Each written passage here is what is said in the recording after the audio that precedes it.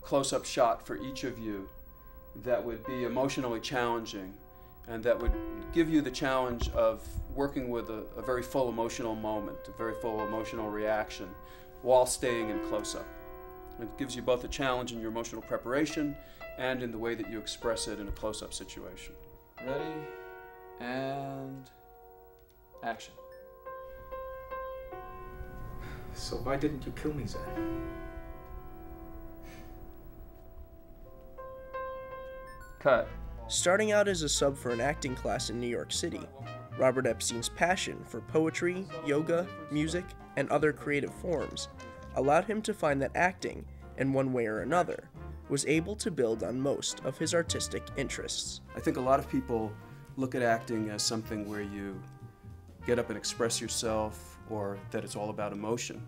But if you get really involved in the layers of acting that are available to a serious practitioner, there's emotion, there's behavior, there's character building, kind of sculpture, there's poetry and imagery. It's really a great potential combination of all the arts. Trained in the Meisner technique of acting, he teaches students to recognize more so the emotion of the scene or character, rather than the technicalities of it. Really emphasize truthful behavior. And so he set up this training mechanism where you could take actors who would normally be self-conscious and would be sitting there thinking, I'm acting, what do I do next? And created a regimen where they'd be trained to use their own human impulses in order to create roles and in order to create the behavior that they did from moment to moment. I've finally gotten a couple of opportunities to audition for speaking roles in, for example, a television show.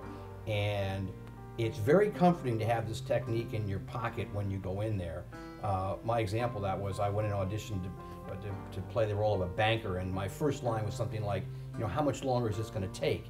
And I suspect that an untrained actor would just, blurt that line, how much longer is this going to take? And having been trained by Rob in the Meisner technique, I sat there, and when she said, okay, action, the first thing I did was, how much longer is this going to take?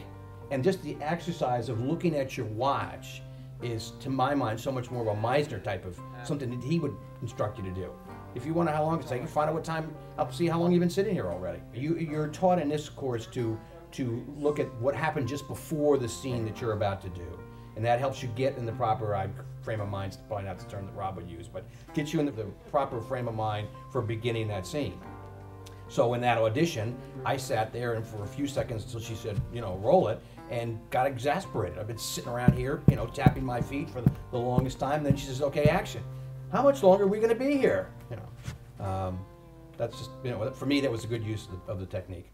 Teaching the Meisner technique for about 25 years, Robert has helped it to evolve by putting more of an emphasis on some aspects of training, while at the same time, adding some entirely new teachings. I've taken certain parts of it that are the most appealing to me, and that I also thought needed the most development, and I've expanded those aspects of the training. So for instance, I've created a much expanded character training, where when I studied the Meisner technique, the character work it's a great technique, but it was done it was taught in a few weeks.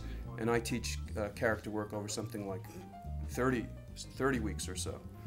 So it's an extensive training where you take each aspect of how to develop different kinds of behavior and introduce each tool and build up the different aspects of character building one piece at a time. What I did based on his work and some of the work of my other Meisner teachers that came after him is I created a specific program for TV and film acting and a specific program for training in cold readings and monologue development, the two main aspects of audition technique. My emphasis in the acting for film course is really on the actor's standpoint and what kind of work the actor has to do in order to work with the film situation and work with film material. I try to underemphasize anything that comes from the point of view of the camera. There are certain aspects of it, as you'll see in close-up acting, that you have to be aware of the technicalities, but I'm looking at it from the standpoint of the actor's work.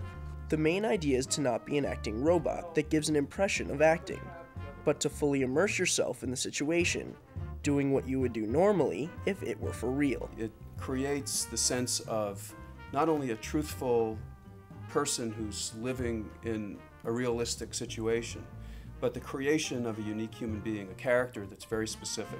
And that if you see an actor that's trained in this kind of technique, doing one role and then doing another role and then doing another role, in a sense you're seeing a completely different human being each time. And yet that actor maintains the sense of being a real person each time.